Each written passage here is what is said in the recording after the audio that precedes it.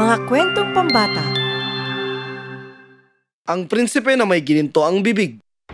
Sa mahiwagang kaharian ng Tibara, naninirahan si Candorhe, isang pinunong kabaitan ay kasing alamat ng mga nilalang na gumagala sa kanyang lupain.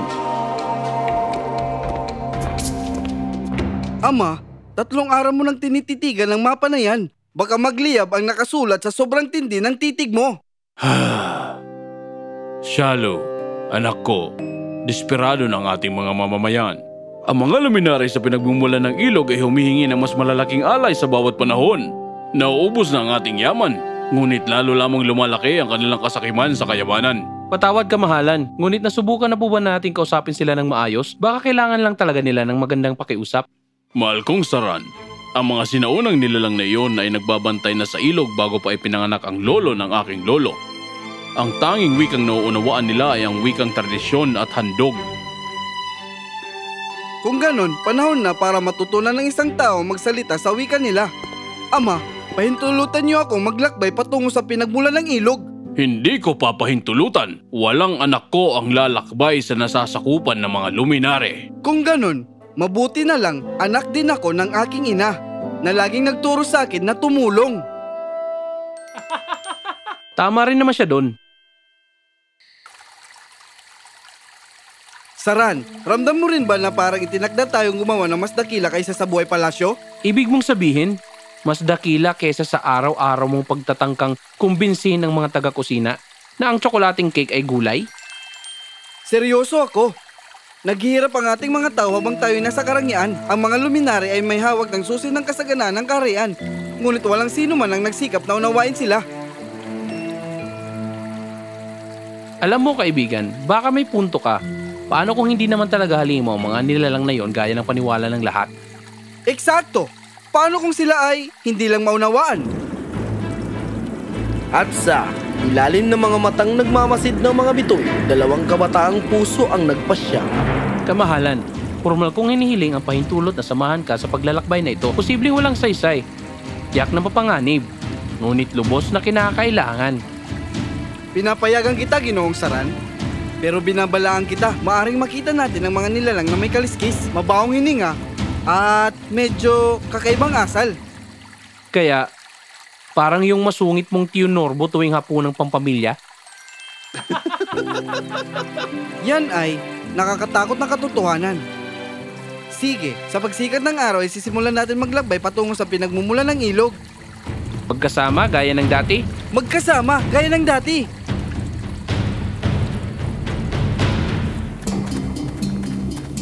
Sa loob ng 3 araw, sila ay umakyat patungo sa mahiwagang pinagmumulan ng ilog, tanga ng hindi mga sandata, kundi mga pusong puno ng pag-asa. Paalala lang, bakit nga ulit hindi tayo pwedeng sumakay sa karwaheng Marilika papunta sa Magical Dragon Avenue? Dahil, kaibigan ko, ang paggalang ay kailangan makamit sa pamamagitan ng pagsisikap. Bukod pa riyan, tingnan mo!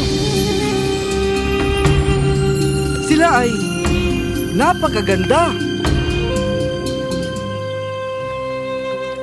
Kapatid kong Beredes, ako'y napapagod na sa walang katapusang laro ng pag-aalay at takot. Ganun din ako, Arum.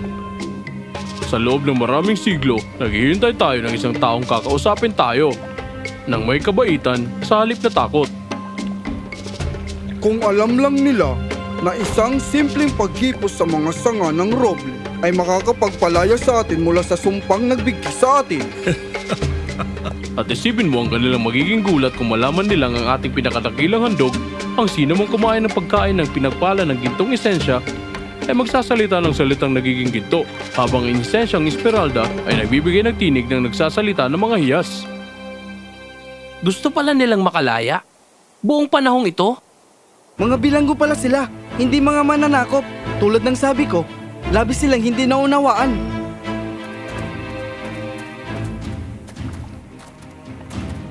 Mga marangal na luminary, hindi kami narito bilang mananakop, kundi bilang mag-aaral na naghahanap ng karunungan. Sa mga sinaunang hangin, sa wakas, may isang nagsalita ng may paggalang, hindi may paghingi o pag-utos. Oh, Arum, sa tingin mo ba ay talagang narito sila upang tumulong? at hindi upang kumuha? O mga dakilang nilalang, nagdurusa ang aming kaharian, hindi dahil sa inyong kapangyarihan, kundi dahil sa aming kamangmangan. Nais naming maunawaan, hindi manakop. Batang prinsipe, alam kong dugong maharlika ang dumadaloy sa'yo. Matagal na naming binabantayan ang bukal na ito. Hindi dahil sa kagustuhan, kundi sa mahik ang nagbigki sa amin. Isang simpleng banayad na paghipo mula sa inyong sanga na roble na dala ay maaaring magbuwag at magpalaya sa amin upang makabalik sa kalangitan ng aming pinagmulan. Kung ganon, dakilang karangalan nito na tulungan kayo, mga marangal na luminare.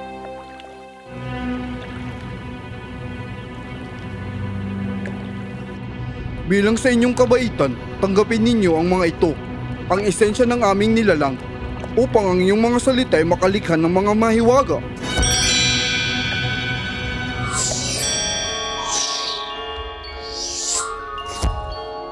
Tandaan ninyo mga kabataan, ang mahika hindi nakapaloob sa mga kayamanan, kundi sa mga salita. Magsalita kayo na may kabaitan, karunungan at pag-asa, at ito'y gabay ninyo sa kabutihan.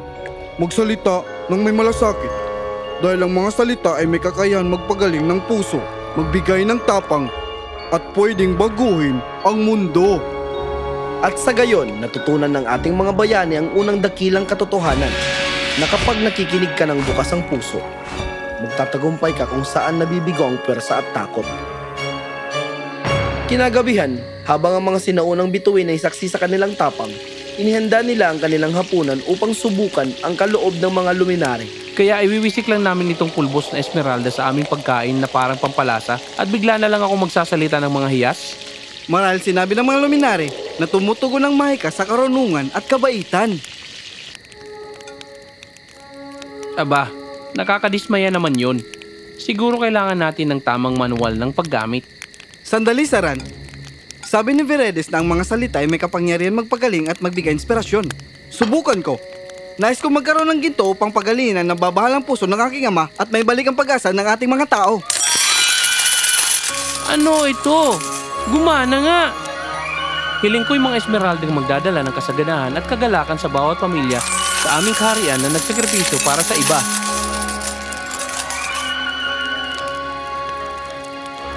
Tama ang mga luminare.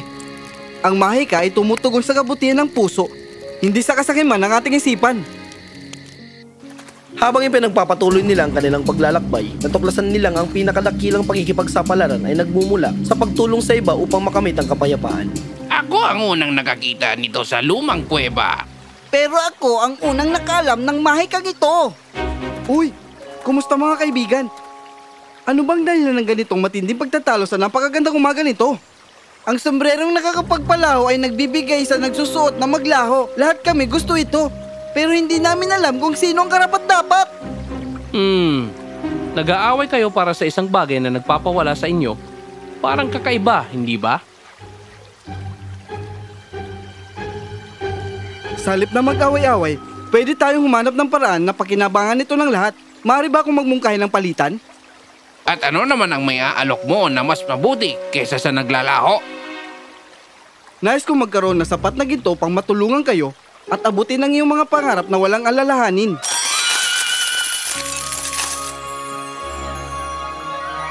Kamangha-mangha, sa ginto na ito, kasay may tatayo ko ng aking baladerya. At makakabili na ako ng gamot para sa aming nayon.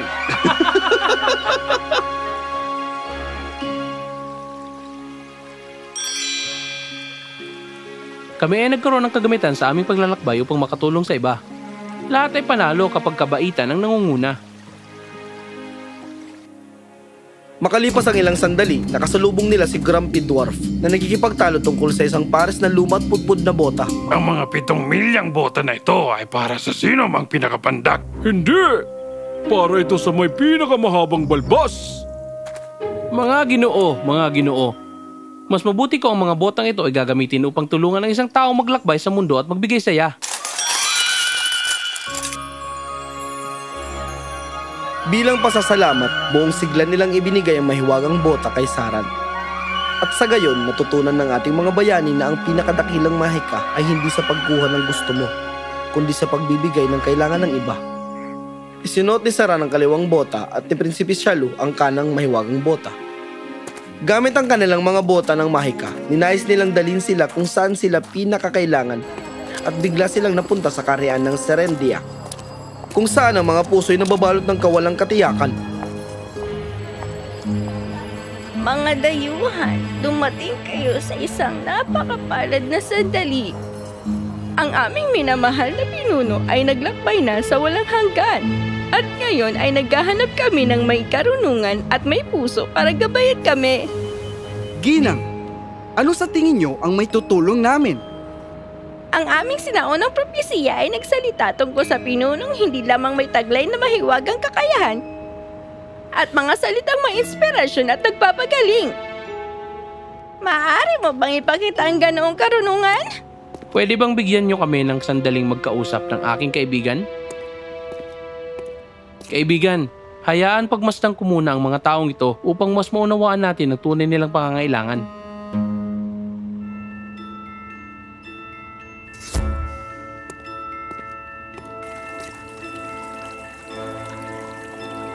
Ang dalagang ito, naglilingkod siya sa iba na may pusong kasing dalisay ng kay Shalu.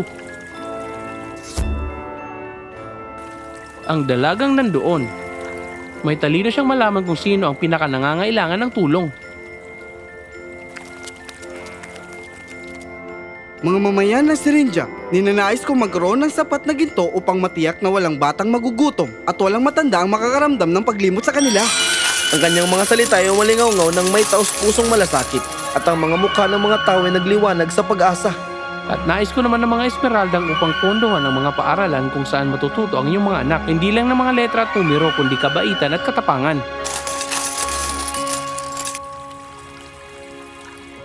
At ikaw mabait na dalaga, pakiusap, tulungan mo kami ipamahagi ang mga ito sa higit na nangangailangan. Ang inyong mga salita ay may mas dakilang mahika kaysa anumang kayamanan. Pinapagaling nito ang aming dalamhati at muling kinigising ang aming mga pangarap. Mabuhay si Haring Shalu! Mabuhay ang dakilang tagapayong Saran! At sa gayon, ang dalawang magkaibigang nagsimulang maglakbay upang iligtas ang kanilang hari sa mga suliranin ay ngayon ay namumuno sa Serendia ng may karunungan.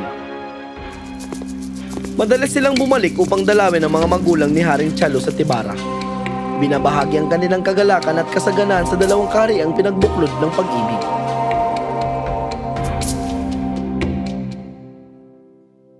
Nakalipas ang isang taon, dalawang mahiwagang nilalang ang nagkaloob sa atin ng regalo dahil ipinakita natin sa kanilang malasakit.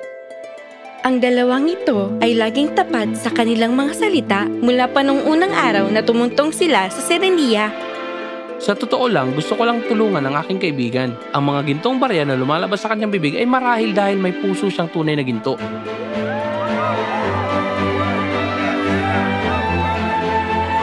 Batang hari, natutunan mo ang dakilang katotohanan sa lahat na ang mga salitang binibigkas ng may pag-ibig ay mas makapangyarihan kaysa sa anumang mahika.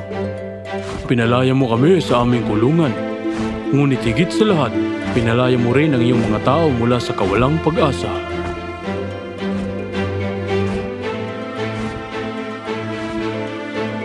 Mga marangal na luminari, nagpapasalamat kami magpakailanman sa inyong karunungan at mga handog. At mula sa sinaunang karunungang ito ng mga alamat, natutunan natin na ang tunay na kayamanan ay hindi ang mga ginto at esmeraldang lumalabas sa iyong bibig, kundi ang kaligayang hatid ng iyong mga salita sa iba.